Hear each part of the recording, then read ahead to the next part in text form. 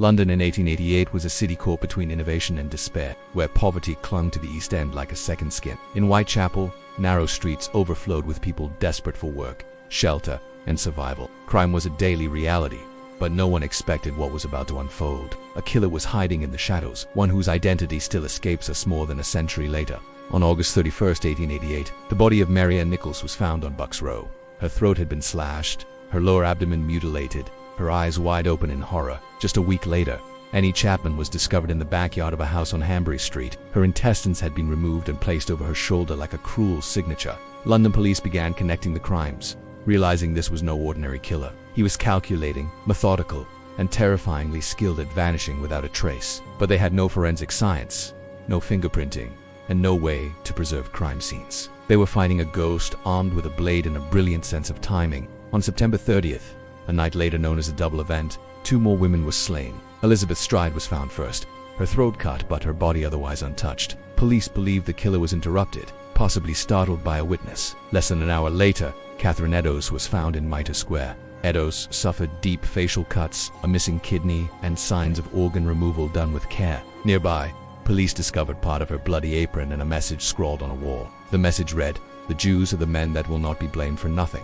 Fearing anti-Semitic riots, officials quickly erased the writing before it could be photographed. The city exploded with panic, and the press gave the killer a name: Jack the Ripper. A letter allegedly written by the killer had arrived, signed with that chilling alias. Whether the letter was genuine is still debated, but the name stuck forever. It created a mythology, one that merged fear with morbid fascination. The 5th and final known victim was Mary Jane Kelly, killed on November 9. Unlike the others, she was murdered indoors, giving the killer more time. Her body was mutilated beyond recognition, with her heart completely missing. This was the most gruesome of all the killings and marked the sudden end of the spree. Just like that, the Ripper disappeared.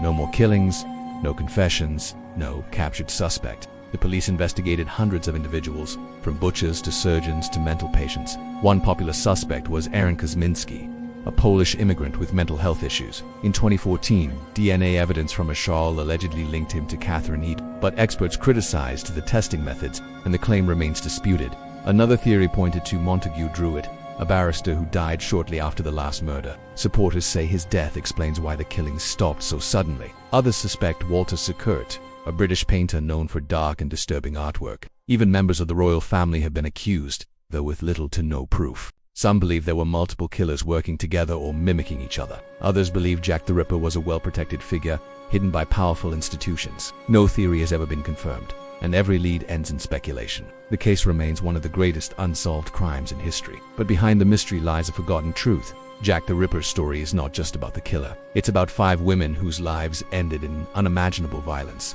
They were mothers, daughters, workers, and survivors of poverty and circumstance. Mary Ann Nichols, Annie Chapman, Elizabeth Stride, Catherine Ede, Mary Jane Kelly. They were not simply victims in a horror story, but real people with stories of their own. They deserve more than mystery. They deserve remembrance. The Jack the Ripper legend has inspired films, books, walking tours, and endless debates. But perhaps what makes the case so haunting is not just what we know, it's what we never will. There is no phase, no motive, and no closure. This is a killer who slipped between the cracks of history, who outpaced a city, a police force, and even time itself. And in that silence, our fear grew. We feared not just what he did, but how easily he disappeared. More than 130 years later, the case still captures our imagination. It reminds us that evil can go unseen, that justice is not always found, and that sometimes the truth stays buried in fog. In the gas-lit alleys of Whitechapel, the cobblestones have changed, but the shadows still whisper stories of a killer who vanished, of a city that failed to stop him, and of 5 women whose names must never fade. This is not just a study in terror, it's a study in failure, in fear, in the limits of our understanding, and in the enduring power of a mystery that refuses to die.